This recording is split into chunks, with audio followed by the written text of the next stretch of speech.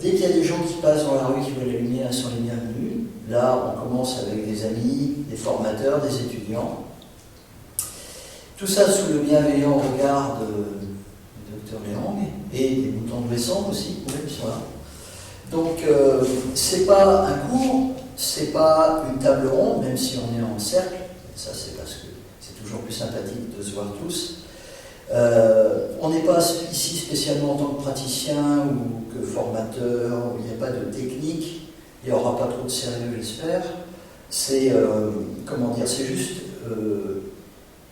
une formule qui se veut à la fois conviviale, un moment d'échange, et on peut aborder librement, naturellement, des sujets, parce que nous aussi, on est des usagers de santé, on est des humains de base, et puis on aime bien aussi les discussions de bistrot. D'ailleurs, il y en a qui ont commencé l'apéro avant, donc c'est pour se... Et donc, voilà, libre expression autour d'un thème à chaque fois. S'il y a des gens qui traînent sur les réseaux sociaux qui trouvent ça sympathique, on vous donnera les dates et puis n'hésitez pas ensuite à en parler de façon à ce que par la suite il soit possible de le faire à chaque fois en live et puis peut-être que vous puissiez envoyer un petit message de façon à participer vous-même virtuellement de l'extérieur aux discussions. Vous avez le droit de dire des bêtises aussi, si le monde en dit, il n'y a pas de raison. Et puis voilà, donc moi je vais faire le pivot. Mais c'est pas Bernard, parce que c'est pas une émission littéraire, mais d'essayer donc de maintenir, c'est justement, je vais pas prendre le crachoir pour la suite tellement, simplement je vais poser des petites questions de temps en temps, relancer un peu, ou faire, un petit peu facilitateur si ça parle de trop et que le petit micro au milieu ne sait plus qui parle de quoi. Sachant que le petit micro en question ressemble beaucoup à ce qu'on a vu dans Men in Black, c'est-à-dire qu'il risque à un moment de flashouiller tout le monde. Et on aura tout l'idée de ce qu'on a dit, mais on verra bien. Donc voilà, le thème de ce soir, c'est, on avait dit, qu'est devenu le médecin de famille. Voilà. Donc c'est un point de départ. On va espérer qu'à chaque fois, ça ne fait pas retomber sur le Covid et Macron, sinon ce serait fatigant. Mais, parce qu'il y a des gens comme ça, à chaque fois, ils tombent toujours sur le même sujet, c'est quand on commence un truc. Donc là, c'est voilà, qu'est devenu le médecin de famille. Mais ce sera aussi drôle de ramener sur le sujet si on va un peu trop loin. Et comme tout est relié, n'est-ce pas, c'est pas toujours facile. Donc, on ne fait pas spécialement de présentation, on est entre amis, et puis voilà, c'est des idées qui fusent. Simplement, je devrais quand même vous présenter. Non, c'est bon. Voilà. Et donc, donc la question, déjà que qui permettait peut-être d'amorcer, c'est même pas un tour de truc où chacun part à son tour, c'est quand vous voulez, mais qui a un bon médecin de famille? En fait, est-ce que quelqu'un ici a un bon médecin de famille? Ou aurait eu la Ouais, Kiki, allez-y. Moi. D'ailleurs, je porte le nom du médecin de famille qui est un grand ami de la famille, accessoirement mon parrain, qui est décédé. Il avait une très grande importance dans la famille, d'où ma présence parmi vous ce soir, parce que c'est un sujet qui me touche particulièrement. Oui, mais alors c'est déjà ton parrain avant d'être médecin de famille, du coup? Non. Il est devenu ton parrain? Ouais, il est devenu mon parrain par la force des choses, en fait. D'accord. Ouais. Et il a disparu parce que il est arrivé à la batterie vide, comme on dit. Ouais. Et on n'a jamais pu remplacer ce médecin de famille. Ce qui me fait rebondir sur un sujet, après je ne vais pas prendre la parole trop longtemps, mais ce qui me fait rebondir sur un sujet, comment dire, je pense que le rôle du médecin de famille, avant tout, comme on a pu le voir dans certains cours qu'on a eu ici, c'était que, fut un temps, c'était le prêtre qui servait office de médecin, donc qui servait aussi de confident quelque part, et ce médecin de famille avait un petit peu ce rôle-là. Ce qui fait que maintenant, les gens se tournent plutôt vers les psychologues, après je ne veux pas faire généralité, mais vont plutôt vers des psychologues, des psychanalystes quand ils ont besoin de parler, parce qu'il n'y a plus ce médecin de famille qui est là, justement, qui partage les différentes douleurs, autant psychiques que physiques. Ça sera, on pourra aller vers ça après, mais ouais, c'est juste. Et toi aussi, Cathy, alors? Eh ben non. Ah non. Eh ben non, tu n'es pas de médecin de famille. Jamais eu? Ça doit faire quelques décennies que je n'ai pas de médecin de famille. Ouais. Et d'autres? Personne n'a eu? J'avais, mais elle est partie, elle a pris sa retraite. Elle était naturopathe, homéopathe aussi. Donc, elle essaie de soigner les choses le plus doucement que possible. Ouais. Et si besoin, elle avait recours à les méthodes plus conventionnelles aussi. C'était génial. Mais là, elle a pris sa retraite et là, on tombe dans le vide. Donc, il y a eu, mais il n'y a plus. Toi aussi, Emmanuel? Quand j'étais petite, il y avait un médecin qu'on allait voir régulièrement qui soignait toute la famille. Effectivement, je te rejoins Pierre, où on pouvait aller au-delà de l'aspect purement médical, biologique. Mais une fois que ce médecin est parti en retraite, terminé quoi. Et aujourd'hui, on se retrouve avec des médecins qui nous regardent même pas quand on arrive et on passe 10 minutes. Moi j'ai eu un médecin de famille, Dr Cohen. Je crois que la dernière fois que je l'ai vu, j'avais 10 ans. Ah, puis après, il est parti dans les camps. Non. On n'a pas le droit de faire du mot de mémoire. Non, ça c'est pareil. Et du coup, je me souviens, moi, la dernière fois que j'ai vu, je devais avoir 10 ans, grosse fièvre, j'étais cloué au lit. Et moi, ce que j'aimais bien, c'est chez ce médecin-là, qui était gentil, c'est qu'il venait à la maison. Dès que j'étais malade, il venait à la maison. Moi, j'étais dans le lit avec ma soeur, je me regardais. Alors, Sylvain, comment tu vas? Déjà, il m'appelait Sylvain, il connaissait mon prénom. Et puis, il faisait son truc, il me donnait les médocs, et moi, j'étais toujours content. Ça, c'est le dernier souvenir que j'ai de mon médecin de famille, c'est chez moi. Je me souviens pas de l'avoir vu chez lui, en fait. Et pour moi, c'est une valeur. Enfin, après, c'est vrai que j'en ai pas du tout. J'en ai pas retrouvé. J'en ai pas retrouvé. J'ai essayé à un moment. Il y a justement, j'avais parlé du Covid. Je parlais de Macron. Non, mais pendant le Covid, je me suis dit, allez, je vais aller consulter pour d'autres raisons, parce que j'ai eu des difficultés. Je suis allé consulter, j'ai essayé de voir encore en médecine occidentale, mais juste, j'ai pas pu en fait. J'ai essayé, mais j'ai pas pu. J'ai mis tout mon cœur, j'en ai consulté 2, j'ai essayé de me mettre dans leur mode de pensée, pas leur prendre trop de temps et tout. J'ai pas réussi à devenir leur patient avec toute la bienveillance que j'ai mis, quoi. C'était pas possible. Pas d'accueil, du stress en sortant, de l'incompréhension, pas d'écoute. Et pourtant, je voyais dans leurs yeux qu'ils avaient envie de bien travailler. Et là, du coup, j'ai fait tilt, j'ai pas pu. Je fais autrement, puis ça va très bien, malgré les apparences. Mais voilà, c'était mon dernier souvenir de la Sainte Famille. C'est-à-dire qu'ils ne sont peut-être pas formés pour être des Sainte Famille. Mais je sais pas. J'ai essayé. Il y en a d'autres comme ça qui ont eu un souvenir un peu lointain?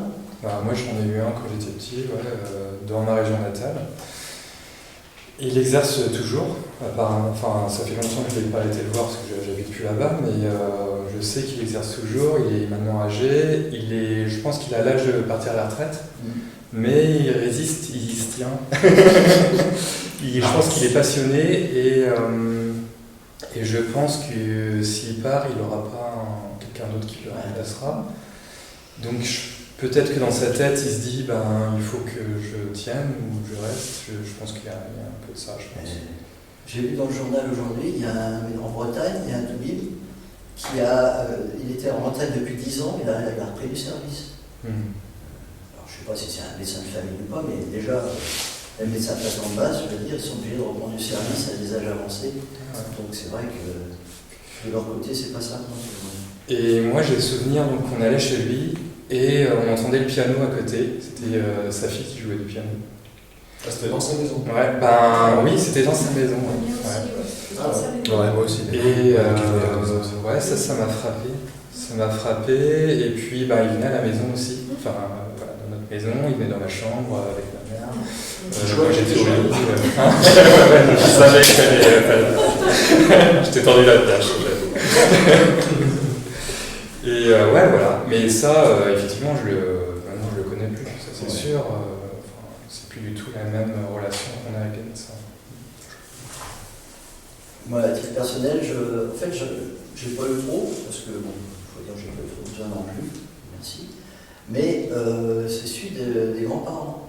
Chez les grands-parents, il y avait le médecin de famille qui venait, alors c'était la campagne, mais ça m'avait marqué. D'ailleurs, je pense que c'est peut-être ça qui m'a un petit peu donné envie d'aller soigner les gens, parce que il était très bon conseil, il était jovial, il était agréable.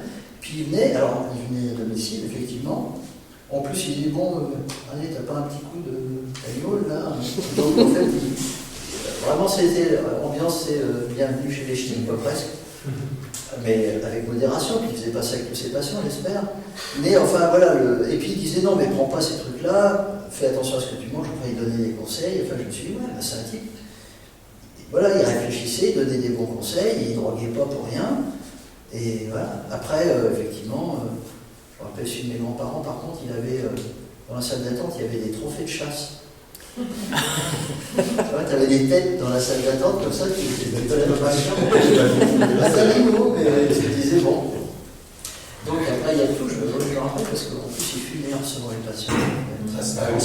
C'était vraiment l'ancien. Ouais, ça j'ai connu. Ouais, bon, je suis pas jeune.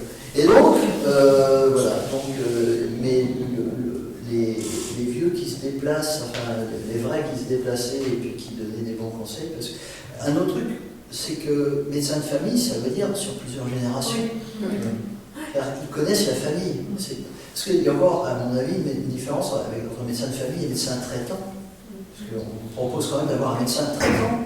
Alors, on va refaire un deuxième tour pour ceux qui veulent, mais qui a au moins un médecin traitant, à défaut d'avoir un médecin de famille, un bon médecin traitant, même s'il ne connaît pas votre famille, même s'il n'est jamais venu chez vous. Est-ce qu'il y a au moins un bon médecin traitant? Ça, ah oui, quand même, là, ça s'arrange. Ouais, moi aussi. Ouais. Ouais, un médecin qui est à l'écoute, qui va facilement rediriger. Du coup, elle est au fait qu'elle est médecin généraliste et du coup, elle va rediriger après vers les spécialistes, mais elle est très à l'écoute et très humaine. Et elle prend le temps. Voilà, et qui te connaît un peu plus que pas seulement ta maladie, quoi. Bah, moi, mon mari, parce que du coup, on a suivi, et donc c'est juste une autre génération, mais elle nous connaît, elle connaît nos points de faiblesse, donc quand on va la voir et que c'est déjà quelque chose de récurrent, bah, elle en tient compte, elle nous connaît quand même pas trop mal. D'accord. Toi aussi. Oui, moi aussi, parce que c'est quelqu'un que je connaissais avant, et c'est une jeune médecin, elle fait bien son boulot. J'ai changé parce que celle d'avant, je n'aimais pas du tout la relation. Rythme cardiaque pris au téléphone, elle a appelé je ne sais quel service et donc voilà, pris au téléphone. Bon, la médecine toute informatique, moi je ne suis pas très fan. Donc voilà, j'ai changé de médecin et oui, elle prend le temps. Donc bon, bah, ça c'est bien, donc médecin traitant. Ça veut dire que les médecins, ils ont encore toujours, évidemment, on peut supposer, le goût de soigner du sacerdoce, simplement, parce que la question que je me posais, c'est est-ce qu'on a encore besoin, en fait, du médecin de famille, vu que les familles sont pas mal explosées maintenant. C'est-à-dire que, là je parlais du médecin qui venait chez les grands-parents, mais là tu as des générations, tu as des trucs, ils peuvent raconter des histoires de... Mais maintenant, en fait, tout ça, ça grossit, tout ça, ça s'est dispersé. Et je veux dire, est-ce que ça a encore un sens aussi, un médecin de famille aujourd'hui, alors que les familles, de toute façon, les enfants, ils sont dans tel pays, les parents, ils sont à tel endroit. Peut-être que même si ça existait, il n'y aurait rien à faire, quoi. On n'a peut-être plus que le médecin traitant qui connaît les gens du coin, mais est-ce que ça a encore un sens de vouloir être médecin de famille? Mais après, il y a les petites familles. Tu n'es pas obligé d'avoir 3 générations sur une famille. Non, bien sûr. Un couple, c'est déjà une petite famille. Donc, moi, je pense que ça se rejoint. Les deux définitions se rejoignent, même s'il n'y a pas 3 générations pris ensemble. Mais ce que tu dis, médecin à l'écoute, médecin qui prend le temps, moi, ce que je remarque quand même, c'est que là, il y en a 2 qui ont répondu, mais les autres, vous ne répondez pas. Alors moi, je suis parfaitement d'accord. Enfin, vous n'avez pas de médecin traitant? Si, moi, c'est pas ça. Mais j'y vais très rarement en même temps, donc elle ne me connaît pas non plus. On est tous censés en avoir un, mais... Oui, mais voilà, c'est juste pour la forme. C'était pas sous cet angle-là, je posais la question, je parlais d'un médecin qui... Oui, qui soit à l'écoute et tout ça. apparemment, selon les oui-dire, quand même, ce type de médecin serait dans la pente descendante. Il n'y a plus de... Les temps changent, les familles changent, comme tu disais, le monde change et les médecins s'adaptent plus ou moins avec. Mais n'empêche que j'aimerais rebondir là-dessus, sur le fait que j'aime bien jouer sur les mots, mais médecin de famille, je pense que ça résonne surtout comme médecin proche. Non pas le médecin traitant que tu vas voir qui te regarde en 10 minutes, comme disait Manuel, c'est le médecin de famille, celui qui te connaît depuis que t'es tout petit, ou celui qui va connaître tes enfants, pas forcément sur des milliers de générations, mais celui qui est présent, qui est, comment dire, à l'écoute, qui est sympa, qui te regarde dans les yeux. Qui te regarde déjà. Oui, voilà, c'est déjà beaucoup. Et tu vois un truc, c'est quelqu'un qui ne juge pas. Ouais, je suis d'accord. C'est-à-dire que moi je reçois des patients régulièrement. Le nombre de patients qui me disent qu'ils ont peur d'aller chez le médecin. Ils ont peur de se faire engueuler, quoi.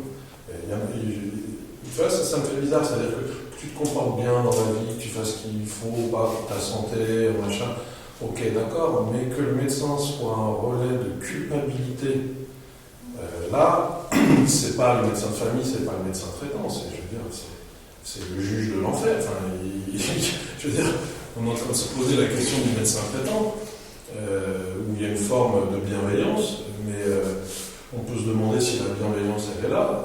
On peut aussi se demander si la maltraitance par rapport aux patients elle est là. C'est-à-dire que évidemment, tous ne sont pas comme ça, mais je veux dire, moi, quand j'ai essayé d'aller chez les gens, je veux dire, j'étais jugé, j'étais pas écouté, et c'est tout de suite le protocole, surtout pas ouvrir à la biodiversité humaine, pas ouvrir ni ses oreilles, ni son cerveau, ni son cœur, rien du tout, c'est où je le mets dans mes protocoles.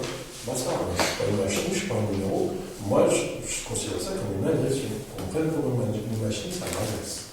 Alors je me barre. Après, tu as des médecins de famille qui peuvent aussi avoir été. Le médecin de famille n'est pas toujours synonyme de sympa. Tu peux avoir des médecins de famille comme le docteur Parpalais. Vous ne connaissez pas? C'est celui qui a vendu son cabinet au docteur Knock. Et docteur Knock, c'est aussi un médecin de famille quelque part. Donc en fait, ça c'est pas. Il y avait peut-être des médecins de famille un peu terrorisants parfois aussi. Ce que je veux dire, c'est effectivement il y a des bons et des mauvais. Après, traitant, maltraitant, c'est pareil certainement. Mais effectivement, tout à l'heure, tu parlais du fait qu'il se déplaçait chez toi aussi. Ça donne tout de suite le côté sympa. Est-ce qu'un médecin traitant se déplace encore? Oui. Bon. Il y en a qui se déplacent. Oui, ça c'est bien. Je crois qu'ils ont des créneaux horaires spécialisés. Là, je fais qui? Est-ce qu'il y a encore des permanences? Tu peux arriver, tu sais, je te dis, et puis on prend quand il peut. Ça arrive. C'est des zones médicales. Ouais. Oui, ça dépend de la... Pas à la campagne. Il y a des j'habite à la campagne. Si tu veux prendre un rendez-vous avec un médecin, c'est 10 jours. Déjà avec la désertification des médecins. Oui, sauf si vraiment c'est une urgence. Pour les urgences, il y a des astreintes. Oui, mais 10 jours. Et si c'est les urgences, c'est un remplaçante. Souvent. Très souvent, si tu prends quelque chose moins de 10 jours. Je ne pense pas qu'on puisse généraliser. J'ai à ma connaissance certaines zones rurales qui sont opérationnelles avec un médecin. Et en ville également, à Nantes par exemple. Par contre, j'ai certains de mes collègues de travail qui me disent eux, ils ne trouvent pas. Donc c'est vraiment très local. Il y a un maillage qui est en train d'être un petit peu décousu et c'est difficile par contre pour un nouvel arrivant de trouver un médecin qui peut être assigné à un médecin de famille.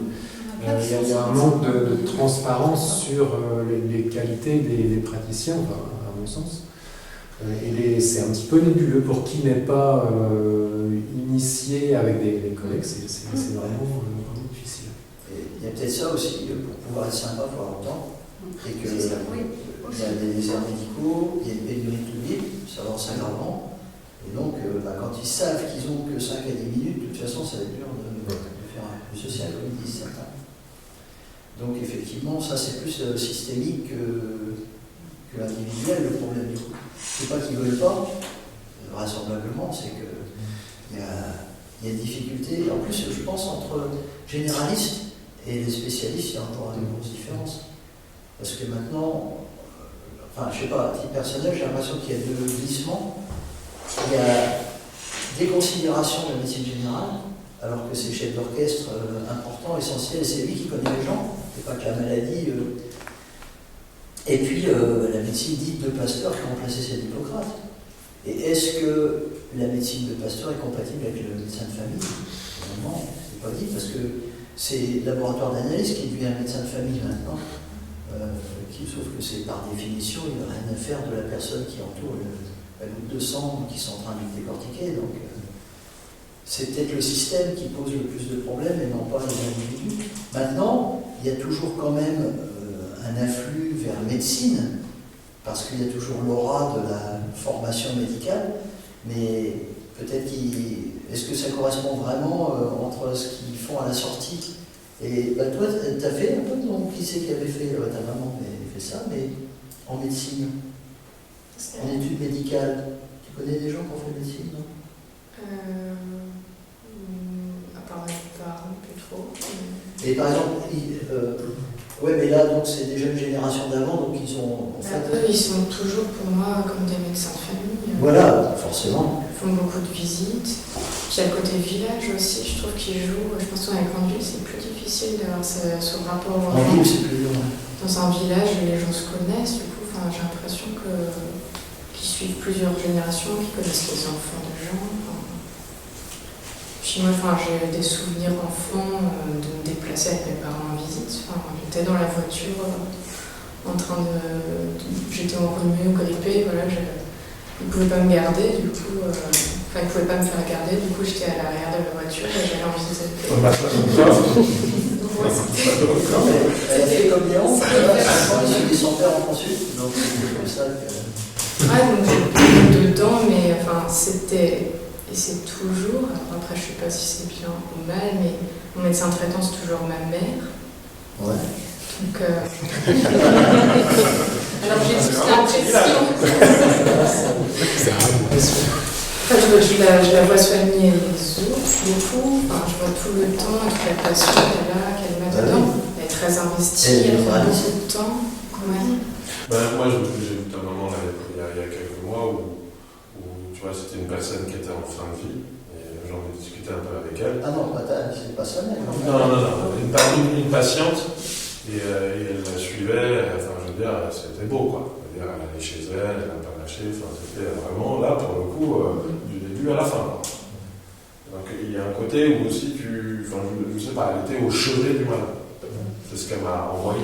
C'est vrai que ça donne envie d'avoir un médecin comme ça. Et elle a tellement de passion, elle prend tellement de temps qu'aussi je vois qu'elle tire sur la corde et qu'elle est fatiguée, mais elle peut pas s'empêcher. C'est la vocation, ça. Qu'est-ce qui fait qu'aujourd'hui, justement, tu as des médecins comme on parle de ta maman qui ont cette capacité de s'investir et que d'autres qui sont de la même génération que ta maman, qui passent 5-10 minutes à demander une analyse et s'arrêter là, qui sont même pas capables de te regarder dans les yeux? Qu'est-ce qui fait qu'on passe d'un médecin comme cette personne à un médecin qui s'occupe plus de ses patients, qui s'occupe d'une façon... Ouais, il y a sûrement le système d'un côté qui formate d'une certaine façon. Parce qu'il n'y a pas il y a les personnes de l'âge de ça. Non. Il y a les des jeunes beaucoup de jeunes, on voit dans qui cherchent. ce fonctionnement.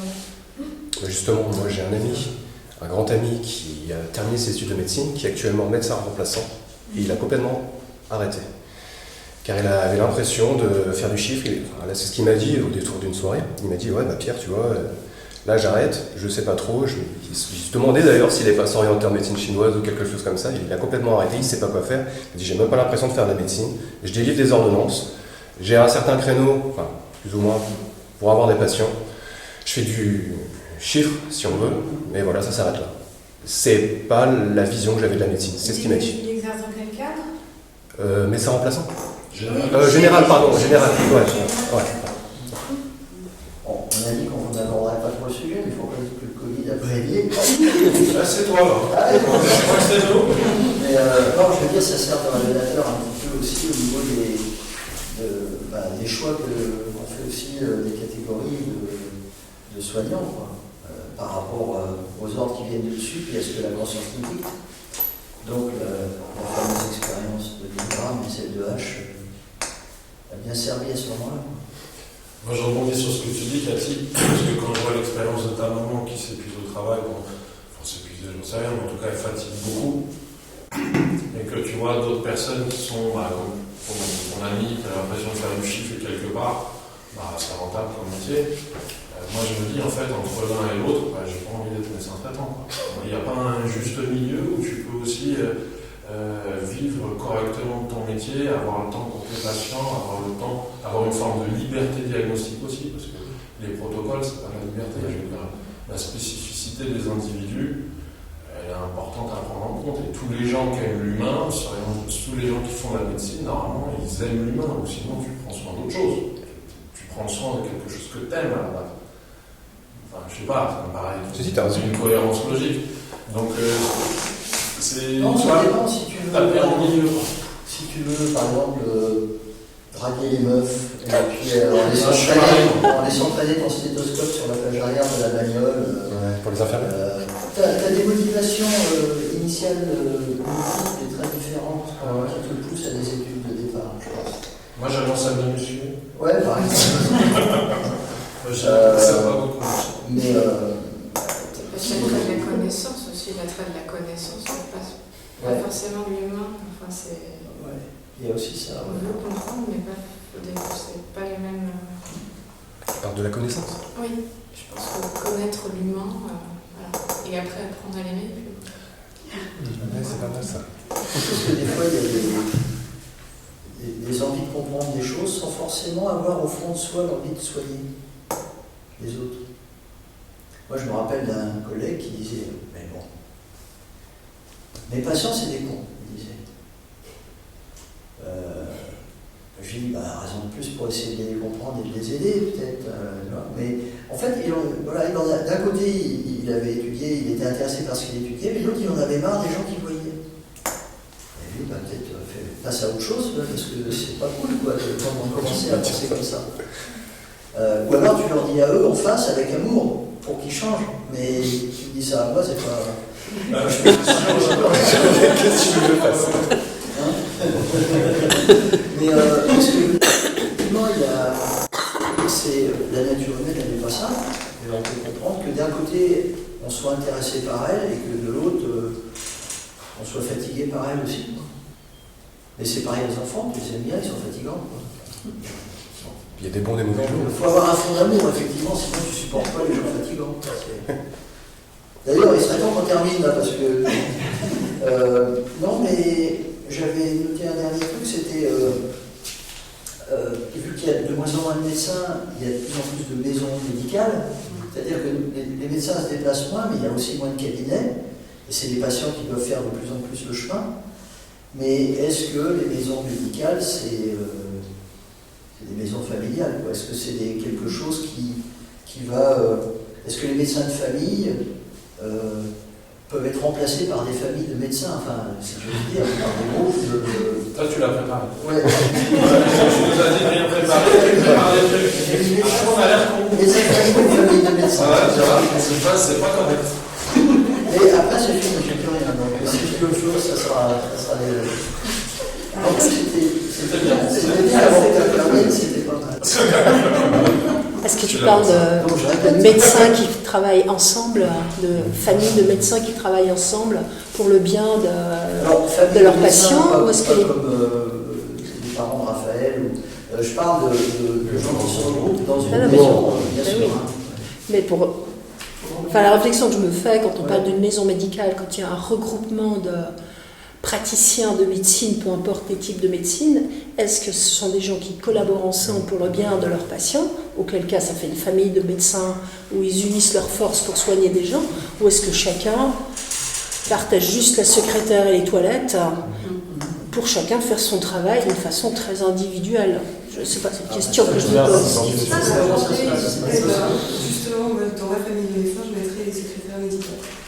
Parce que, moi, la maison médicale où je vais, les secrétaires médicales, elles font un boulot formidable. Ouais. Et c'est la première ligne d'écoute des patients.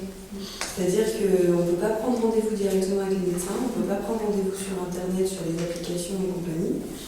Et du coup, en fait, on appelle les secrétaires, on leur explique le problème et c'est elles qui évaluent, et en plus elles sont compétentes, elles évaluent l'urgence et moi, dans toutes les situations où c'était urgent, j'ai toujours eu un rendez-vous dans la journée. Et c'est rare, quand j'entends les gens autour de moi, c'est quand même quelque chose de rare. Et souvent, on n'a pas de secrétaire médical ou elles annoncent des délais d'une semaine, 10 jours. Non, c'est que par Internet. Hein. Ou beaucoup par Internet. Alors, il y a des applications, après, on peut avoir un rendez-vous dans la journée, mais, parce qu'il y a différentes applications qui existent. Mais c'est vrai que, moi, dans la maison médicale où je vais, les secrétaires médicales, elles sont.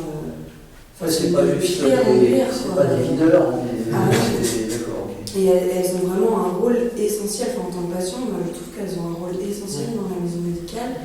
Et l'avantage que ce soit une maison médicale, c'est qu'elles essaient de privilégier le médecin traitant du patient qui appelle, mais si elles évaluent que l'urgence prime sur le médecin traitant, elles vont lui mettre en rendez-vous avec un autre médecin de la maison médicale. Et je pense qu'ils ont un genre de permanence entre eux. Donc du coup, ce qui permet qu'on appelle, il y a une urgence, on a rendez-vous dans la journée. T'habites où? C'est pour les gens qui cherchent un médecin. Non, ils prennent plus de nouveaux patients. C'est ça, il bien un truc de fou. Ils prennent plus de nouveaux patients, mais ils prennent les enfants.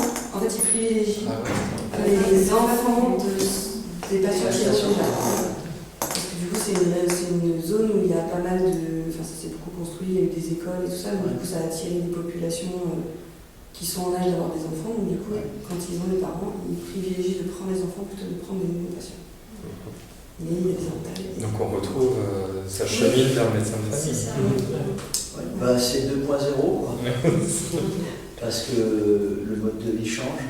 Donc, en tout cas, on reste dans quelque chose qui est un petit rempart à la pure télémédecine, vers laquelle d'autres semblent vouloir aller. Moi, la vision que j'ai des maisons médicales, c'est que quand on s'y rend, on ne sait pas sur qui on va tomber. Ouais. Donc il n'y a pas ce lien déjà qui pouvait exister par ailleurs avec un médecin de ville, ou un médecin de famille, ou un médecin attitré à la carte vitale. Tu ne sais pas qui tu vas aller voir. Donc voilà, on arrive là, on ne sait pas qui on va voir, et peut-être on va tomber sur quelqu'un qui a fait le choix dans son travail de prendre le temps, d'être à l'écoute, de comprendre. Peut-être on va tomber sur quelqu'un qui se dit il est 22h, je commence, ça va durer toute la nuit et 5 minutes. S'il est formaté comme ça, en fait, on ne sait pas. Et c'est un peu cette vision que j'ai des maisons médicales où il n'y a pas le lien, donc c'est vraiment un guichet pour répondre à un besoin. Ça peut permettre de répondre, de résoudre un problème, mais c'est pas vraiment du soin. Et c'est ça, pas c'est plus une relation plus urgence en fait, ce que tu décris. Parce que là, a priori, d'après ce que tu dis, Sarah, c'est que quand même tu peux prendre rendez-vous avec le médecin que tu veux ou pas? En fait, t'en discutes avec la. Ils demandent toujours qui est le médecin traitant, donc ils l'ont sur leur dossier informatique. Et donc ils essayent de voir en priorité si dans le planning le médecin traitant ça passe. Et sinon, ils proposent soit d'attendre si on peut patienter une journée ou deux, soit qu'on soit vu par un autre médecin. Et ton médecin traitant à toi, Damien, il est dans la maison médicale? Ah ouais, c'est ça. Ouais. Moi, c'est cette vision que j'ai des maisons médicales. Alors, ça dépend comment c'est géré, ça dépend quel esprit on veut y mettre. Est-ce que c'est un lieu où des médecins se réunissent et puis quand on arrive, on est dispatché selon les dispos? Est-ce qu'il y a quand même des médecins qui ont un lien derrière avec une antériorité avec le patient et en priorité on les place là? Déjà, est-ce qu'il y a une secrétaire ou pas? Oui, bien sûr.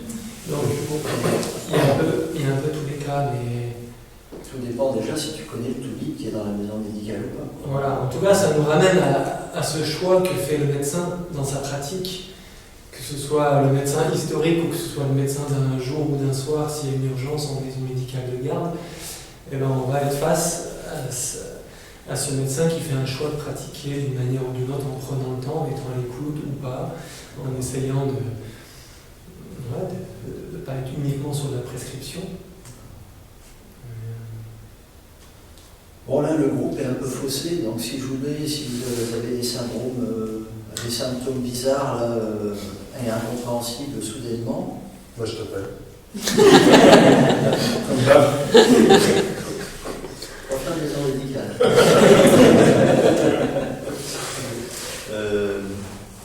Excuse-moi. Non, mais c'est ça, je veux dire, est-ce que. Non, mais même, tu vois, par exemple, tu n'as pas de praticien que tu connais vraiment autour ou de choses comme ça, et tu es un peu isolé, ou même tu es en voyage. Mais remarque, après, tu n'as pas le choix de taper les urgences. Ouais, c'est ça. Quand tu es en voyage, souvent en vacances ou autre, il y a des urgences, des maisons médicales, comme ça en fait, où c'est. En fait, SOS médecin. Ou SOS médecin, exactement. Où les gens, les médecins ne connaissent pas forcément qui va venir, enfin ne connaissent pas la personne qui va se présenter. Il y a toujours, mais des gens comme ça, sauf qu'ils sont en nombre insuffisant.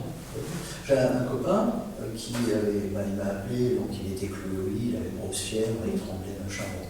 C'était avant le Covid, c'était une vraie grippe normale, quoi, il y a longtemps, sauf que, bon, il avait une vraie grosse fièvre, et puis que quand même, c'est bien d'aider le truc à passer le mieux possible. Et puis quand même, depuis le Charlemagne, on sait qu'il y a des choses à faire pour ça. Et donc il m'a appelé en me demandant est-ce que ça ne te dérange pas de venir? Parce que son médecin, il n'y avait pas de médecin pour se déplacer pour ça. Et c'est vrai que, alors peut-être en pédiatrie, je ne sais pas si ça peut arriver quand les enfants sont plus au lit, ou dans les maladies infectieuses, je ne sais pas s'ils se déplacent ou si carrément ils se retrouvent soumis à l'hôpital à chaque fois. Ça dépend des Mais médecins. on se retrouve des fois à devoir faire, pour des pathologies aiguës comme ça, du dépannage, du remplacement. En tout cas, on a l'impression de faire remplacement de médecin généraliste. Je rebondis sur ce que tu dis, mais pour moi, c'est pas vraiment du dépannage. C'est-à-dire que j'ai pareil que toi, cet été, j'ai le fils d'une copine qui a fait 2 semaines de fièvre, ça passait pas, ça passe pas, on m'a dit vas-y passe parce que là il mange plus, il boit plus, machin. Bon, on fait ton traitement. Du coup, il était assez surpris de pouvoir en manger le soir et tout. Voilà, c'est pas si compliqué que ça non plus. Et en fait, moi, ce que j'ai ressenti en soignant, là, je me suis dit, tiens, merde, je fais la médecine. Enfin, la médecine. Comme j'ai vu mon docteur que quand j'étais petit, tu vois, j'étais là, mais c'est marrant, c'est moi qui fais ça aujourd'hui. Et en fait, ça m'a plu. Ça m'a beaucoup plu. Parce que, en plus, on va rendre la médecine chinoise, mais vu les résultats rapides qu'on a, ne serait-ce qu'avec l'acupuncture, t'as même pas allé à la pharmacie, le traitement, c'est le médecin qui l'apporte en plus. Ce côté de soigner les pathologies aiguës, pour moi, c'est aussi typique du médecin de famille qui a une forme de disponibilité dans l'espace et le temps par rapport aux gens qu'il connaît. Alors, il ne s'agit pas de tomber dans un sacerdoce où tu sacrifies ta vie pour les autres, mais c'est la notion de j'ai besoin d'être tout de suite et maintenant, t'es là, oui, j'arrive. Ouais. Et là, du coup, tout de suite, en termes de sécurité familiale et tout, tu peux poser ton épaule, tu peux t'appuyer sur quelqu'un. Ah, et puis c'est bien que c'est cool pour ça. Et ce qu'il y a, c'est qu'on étudie en médecine chinoise effectivement une palette de maladies, et certaines, on oublie qu'on a tout ce qu'il faut pour les traiter parce qu'on ne nous appelle pas pour ça. Alors moi, ça m'arrive de temps en temps, les patients qui disent « je ne peux pas venir, je suis malade ». Ok, bon. Mais ça sous-entend, ils ont un truc aigu, ils ne peuvent pas se déplacer. Bon, si j'ai des patients hyperpètes, forcément, c'est pas moi qui vais y aller, parce que donc je comprends qu'ils ne puissent pas venir. Et si c'est des gens pas loin, des fois, j'ai envie de leur dire, peut-être si tu peux te déplacer, ou même, allez, après, je vais faire un saut, et puis... Mais ils n'ont pas le réflexe.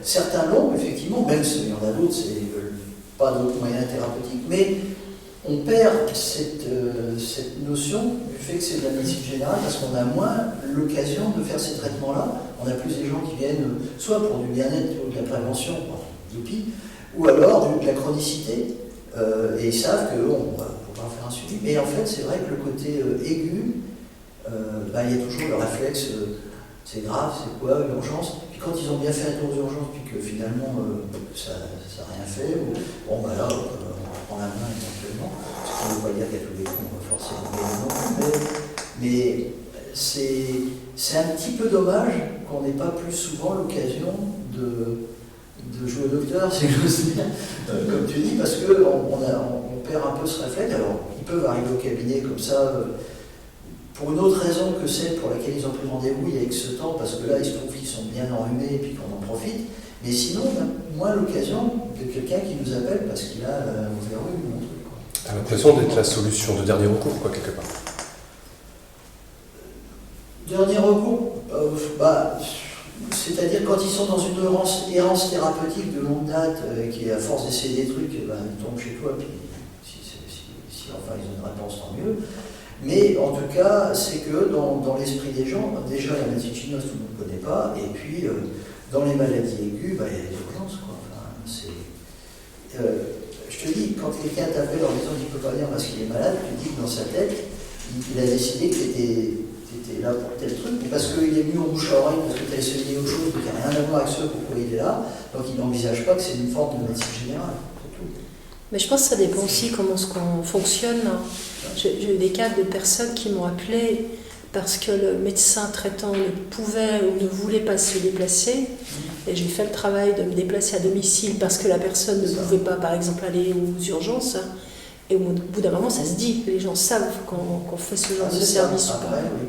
Si on ne le fait jamais, ben non, les gens ne pensent pas à venir consulter pour des situations aiguës. Ça commence comme ça, puis au bout de 10 ans, tu déménages. C'est ça. Parce qu'après, sinon, tu fais des nocturnes, tu travailles tout le temps. Oui, après, c'est important de trouver un Tu vois, équilibre. C'est une fois que ça se sait. C'est là. Tu dis pas non parce que c'est un Hippocrate qui est sympa. Mais c'est là où le milieu dont je parlais tout à l'heure, il est important. C'est-à-dire que c'est pas au médecin non plus de se sacrifier sa propre existence au service des autres, même s'il est au service des autres, et c'est pas non plus l'excès inverse de faire que du chiffre et ainsi de suite. Et ça, je pense que c'est la loi du monde qui fait que je rayonne dans une certaine, tu vois, dans mon petit village, à droite, à gauche, tu peux même y aller en vélo, tu vois, les gens, tu reviens, c'est super plaisant. Déjà pour moi, puis pour les familles. Maintenant, comme tu dis, je ne vais pas faire 50 bars parce que j'ai des gens qui viennent de New York, enfin j'ai des gens qui font 200 km, tout ça, c'est plus possible. Donc je trouve que la disponibilité pour soigner les pathologies aiguës, pour moi, elle est typique du médecin de famille. Par contre, elle a ses limites, c'est-à-dire que c'est les limites la vie du médecin aussi, il faut respecter ça, parce que les gens qui donnent tout aux autres et qui font tenir le système médical à bout de bras, et pendant qu'il y en a d'autres qui s'amusent à le détruire de façon systématique, c'est bon, quoi. Je comprends les médecins qui lâchent l'affaire. En fait, on est en train de parler, non pas de médecin de famille, mais de médecin de quartier. Oui, c'est la différence entre un médecin de famille et un médecin de traitant. C'est-à-dire que je pense qu'on est plus dans quelque chose il y a tellement de manque et d'augmentation de population que ça devient effectivement une question de géographie. Parce que, comme tu disais, médecin de famille, c'est peut-être un terme pour les médecins de campagne, en fait. Et qu'en ville, c'est médecin de quartier. Parce que de toute façon, en ville, tu ne connais pas toujours ton voisin de palier. Donc, c'est pas la même énergie non plus.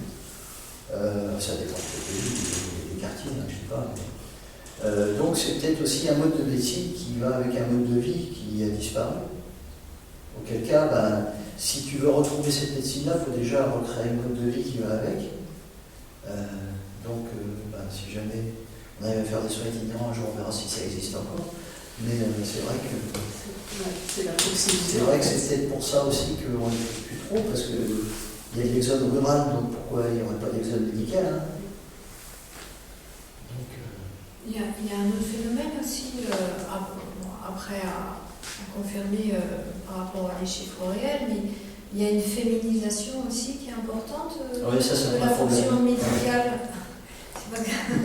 Dans le sens où quand on a des jeunes femmes qui sont chargées de famille en plus, etc., donc il y a un temps consacré au travail qui est différent par rapport aux médecins de famille hommes qu'on a connus il y a des décennies maintenant.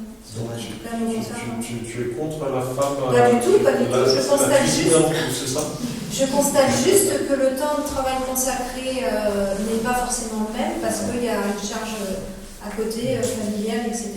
qui est et différente. ça, c'est vrai parce qu'on les a en consulte. Des femmes qui ont un boulot, qui doivent s'occuper de la maison, des enfants, donc ils ont 3 trucs, déjà, ici, censés pas s'occuper du mari. Et donc, effectivement, là, on le voit aussi, même dans les études en médecine chinoise, il y a une majorité de filles. Donc ça c'est... Alors, je pense que le côté féminin de la médecine, c'est bien, parce que la médecine c'est quelque chose de type yin, c'est prendre soin. Et puis on a brûlé les sorcières, il est temps qu'elles reprennent le pouvoir quelque part. Mais malgré tout, c'est quand même effectivement... Alors, médecins de famille femmes, dans le temps, c'est vrai qu'il n'y en avait pas beaucoup. Bah non, moi j'en ai jamais vu. Parce que elles avaient autre chose à faire, effectivement. Ouais. Vous n'avez pas le droit, peut-être, je sais pas. Si, Non. si, il y a plus d'infirmières que de Oui, médecins. infirmières. Maintenant, c'est ça. plus de reconnaissance aussi. Surtout que ça a commencé dans les années 60 avec le fait d'être dactylo, machin. La femme a mis du temps à arriver au même niveau que l'homme, si je peux me permettre. Phénomène de société, quoi. Non, mais moi, je suis pour la femme. Hein. Non, c'est pas ce que tu as dit. Ce n'est pas ce que tu as dit. Plutôt, il est courageux. Ou inversion, ça veut La question initiale, c'était qu'est devenu le médecin? On a réussi à rester sur le thème, déjà, bravo. Qu'est-ce qui est devenu, donc, en fait Moi, je sais pas. Il y a une mutation. L'espèce en voie d'extinction. Il a l'air de se réinventer, il y a les tendances de réinvention. Mutation. Puis il y a aussi la prise en compte du nouveau mode de vie finalement, et qui fait que c'est ça en fait, la contrainte familiale, elle est différente. Alors, dernière question, finalement. Alors, est-ce qu'un ethnomédecin peut être médecin de famille, vu qu'il y en a plus, et que la société a changé? Est-ce que ça a du sens, ou est-ce qu'on est juste thérapeute de quartier? Là, on parle de libre choix thérapeutique, de gens qui souffrent et qui cherchent des solutions. Est-ce qu'il y a un espace, parce que le médecin de Pranti, c'était un médecin de famille, on va dire. Donc, c'est quand même plus facile de connaître les gens. Rappelez-vous, quand le médecin fait l'examen de Tsing-Tché-Shen, il doit s'informer de la condition sociale, de ceci, de cela. Donc, qui es-tu avant de savoir qu'est-ce que tu as? D'accord? Donc, on est censé connaître les gens avant pour comprendre pourquoi ils ont un problème. Donc, théoriquement, c'est pour ça qu'on peut se poser la question que devenu médecin de famille. Est-ce que vous avez, pour ceux qui pratiquent en cabinet, disons des difficultés ou pas à connaître vos patients, je dirais? Parce qu'en fait, ils se succèdent aussi, ils viennent de différents endroits. Est-ce que vous vous êtes retrouvé, est-ce que vous retrouvez médecin de famille malgré vous, comme dirait Molière? Ou est-ce que c'est pas noté, hein, Est-ce que c'est vraiment médecin de famille? Est-ce qu'il y a des familles qui viennent? Oui, Parce que, C'est ce qu'il a dit tout à l'heure. clairement. Puisque je vais dire un truc. Oui. Non, mais j'ai des patients, je vois leurs enfants, Oui. ils m'amènent leurs enfants, puis j'ai des patients, je vois leurs parents après, enfin voilà. Donc par défaut. Mais la question que tu posais m'interpelle d'autant plus que moi, mon cabinet, je vais le déménager dans mon village, et dans mon village, il n'y a rien, il n'y a pas de médecin. Alors s'il y a des chiro qui vont s'installer aussi, donc on va voir. Je te répondrai dans 10 ans. Et c'est pas nous qui décidons, en fait. Soit ils vont chasser du village. brûler peut-être. Le soir, devant chez lui, t'as des lueurs de flammes avec des fourches. On est en Bretagne. Et ils disent dehors, Shrek, je sais pas pourquoi. Ouais. Ma femme n'est pas verte pourtant. Non, en fait, c'est pas vous qui le décidez, hein, évidemment. Dans ces cas-là, c'est le fait que les gens. Ça fait partie du bouche-oreille, mais c'est des éléments de confiance. C'est des éléments de stabilité, c'est-à-dire que vous êtes là depuis un certain temps. Donc, voilà. Mais oui, que ce soit cabinet de ville ou cabinet de campagne, vous avez donc des gens sur plusieurs générations. Moi, je travaille vraiment dans la campagne. Je suis content, fier de pouvoir recevoir des familles. J'ai soigné des enfants, leur mère, leur mari, j'ai soigné leurs grands-parents, j'ai soigné les oncles et tantes. Moi, il y a vraiment des familles.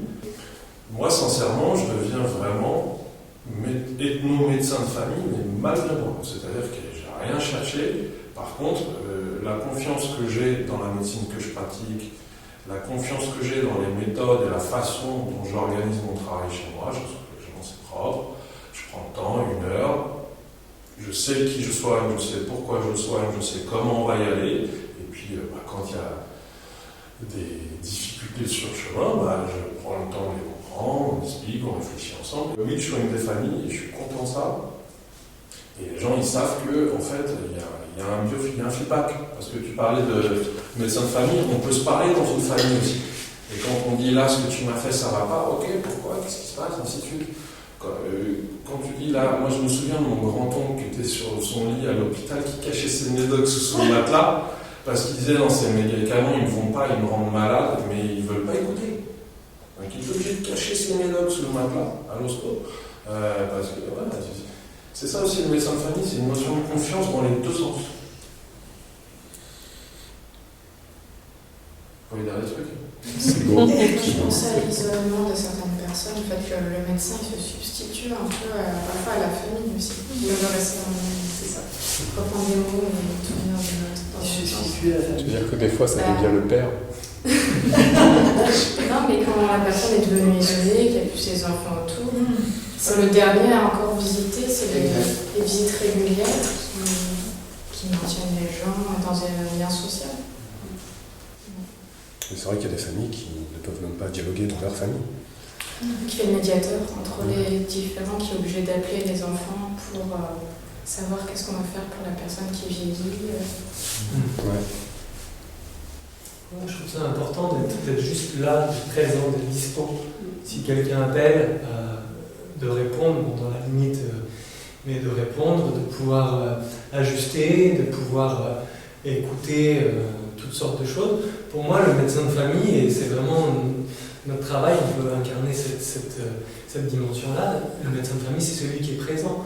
Combien de médecins de famille ont été présents aux accouchements, ont été présents quand les maladies se guérissent ou se manifestent dans les phases aiguës, ils étaient là, avec tout le monde autour.